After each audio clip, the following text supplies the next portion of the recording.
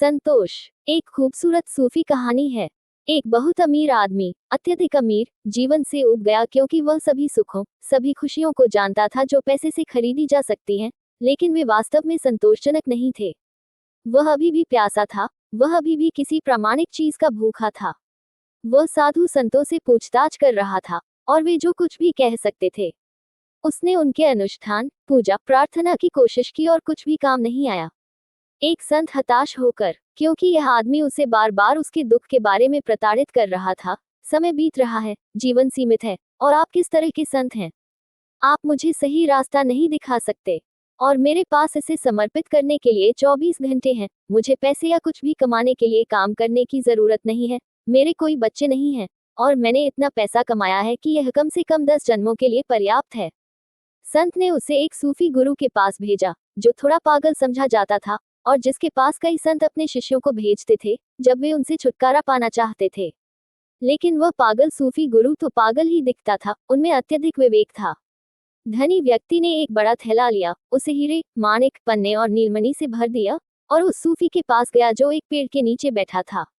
उसने सूफी को अपनी पूरी कहानी बताई कि वह बहुत दुखी था, उसके पास वह सब कुछ था जो दुनिया वहन कर सकती थी। मैं तुम्हें सबूत देने के लिए यह पूरा थैला लाया हूँ, जिसकी कीमत लाखों में है। मुझे बस मन की शांति चाहिए।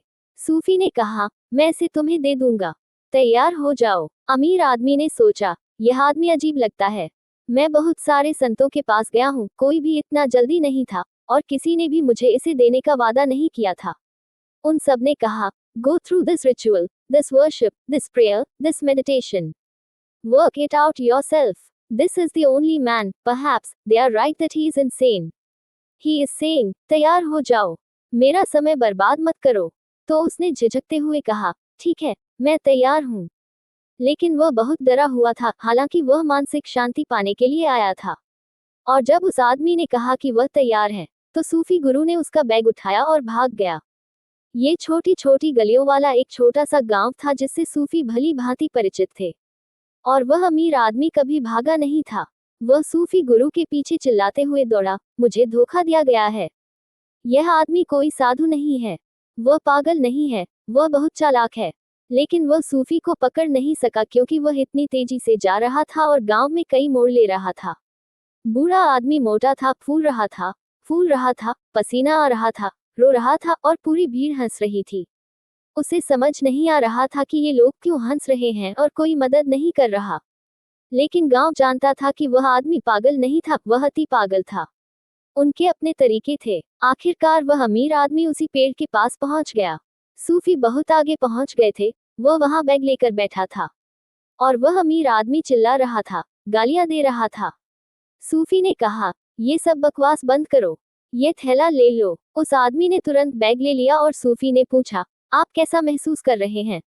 उन्होंने कहा, मुझे बहुत शांति महसूस हो रही है। सूफी ने कहा, वही तो मैं तुमसे कह रहा था, यदि तुम तैयार हो तो मैं तुम्हें तुरंत शांति दे सकता हूँ। आपको यह मिल गया क्या? उन्होंने कहा, मुझे मिल गया। फिर कभी किसी से इसके बारे में न पूछें। आपने अपनी सारी दौलत को हल्के में लेना शुरू कर दिया है। मैंने तुम्हें उन्हें खोने का मौका दिया, और अचानक तुम वही बन गए जो तुम वास्तव में हो, एक भिखारी। और ये बहुमूल्य पत्थर, जो आपके लिए अपना मूल्य खो चुके हैं, फिर से बहुमूल्य हैं। लेकिन ऐसा होता है, जो लोग महलों में रहते हैं वे उन महलों को तुच्छ समझने लगते हैं। जो लोग अमीर हैं वे कभी गरीबी के दुखों के बारे में नहीं सोचते।